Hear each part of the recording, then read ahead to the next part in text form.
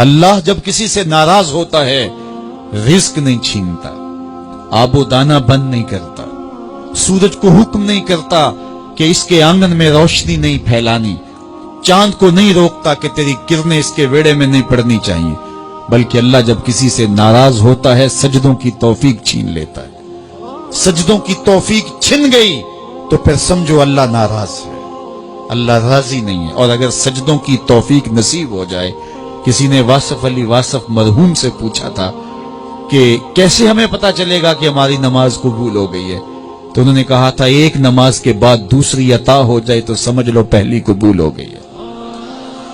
تو نمازوں کا نصیب ہونا یہ اللہ کی رضا اور اللہ کی خوشنودی کی دلیل ہے، اور سجدوں کی توفیق کا چھن جانا یہ اللہ کی ناراضگی کی دلیل ہے۔ میں اور آپ دیکھیں کہ ہم کہاں کھڑے۔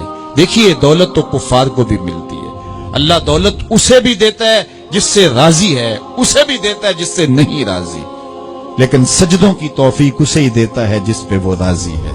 تو 5 گانا نماز شعار زندگی بنا لیجئے، نماز قضا نہ ہونے پائے۔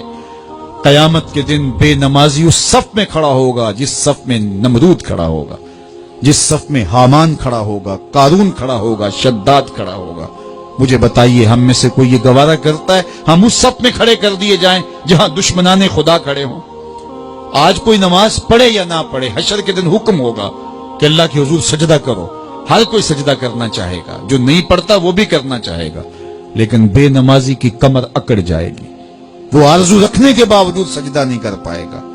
قرآن بتاتا ہے کچھ لوگ جہنم کو دھکیلے جا رہے ہوں گے، انہیں کچھ لوگ پوچھیں گے ما سلککم فی سقر، تم جہنم کو کیوں جا رہے ہو، کیا ہوا تمہیں؟ تو وہ جواب میں کیا کہیں گے؟ لم نک من المصلین، ہم نماز نہیں پڑھا کرتے تھے۔ سب سے پہلا حساب قیامت کے دن جو بندے سے لیا جائے گا وہ نماز کا لیا جائے گا۔ پہلا سوال بندے سے یہ ہوگا۔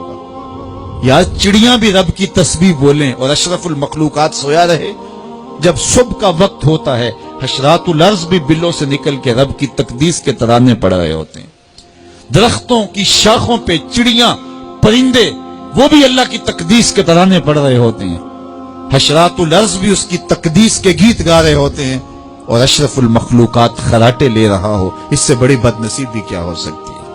آئیے 5 گانا نماز شعار زندگی بنا لے۔ اس مجلس میں اگر کوئی بے نمازی ہے تو آج عزم مصمم کر کے یہاں سے لوٹے کہ آج کے بعد نماز نہیں چھوڑوں گا، اور اگر آپ 5 گانا نماز کی عادت رکھتے ہیں تو آپ کو مبارک ہو، لیکن یہ عزم کر کے جائیے اپنے گھروں میں، اپنے اعزاء و اقرباء اور اپنے دوستوں میں اس زور سے تلقین اور تاکید کریں گے نماز کی کہ وہ پکے نمازی بن جائیں گے۔ بندہ بندگی سے سجتا ہے، زندگی آمد برائے بندگی، زندگی بے بندگی شرمندگی۔ اگر زندگی میں بندگی نہیں تو زندگی کے پلے ہے کیا؟ علماء نے لکھا ہے کہ یہ سارے درخت حالت قیام میں ہیں، چوپائے حالت رکوع میں ہیں، مینڈک تشہد میں ہیں، اور حشرات الارض سجدے میں ہیں، اور انسان اشرف المخلوقات ہے۔ اس کی عبادت میں درختوں کا قیام بھی رکھا گیا، اور رکوع بھی رکھے گئے، اور سجدے بھی رکھے گئے، اور قعدے بھی رکھے گئے، اس لیے تاکہ اس کی عبادت تمام مخلوقات کی عبادات کی جامع بن جائے۔ لیکن یہ اس کے باوجود اللہ کے حضور سجدہ ریز ہونا پسند نہ کرے تو بتائیے کیسے رحمتیں اس کے اوپر اتریں گی؟ خوش نصیب تو وہ ہیں جو 5 گانا نماز ادا کرنے کے بعد تہجد بھی قضا نہیں ہونے دیتے، سجدوں سے اللہ کے حضور حاضری پیش کرتے ہیں۔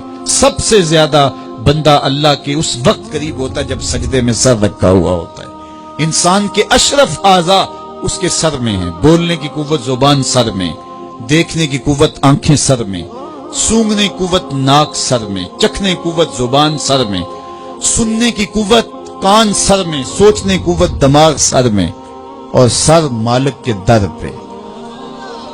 ناک بھی رگڑ رہا ہے، پیشانی بھی رگڑ رہا ہے، اور زبان سے کیا کہہ رہا ہے؟ سبحان ربی الاعلی، مالک مجھ سے نیچے کوئی نہیں، تیرے سے بالا کوئی نہیں۔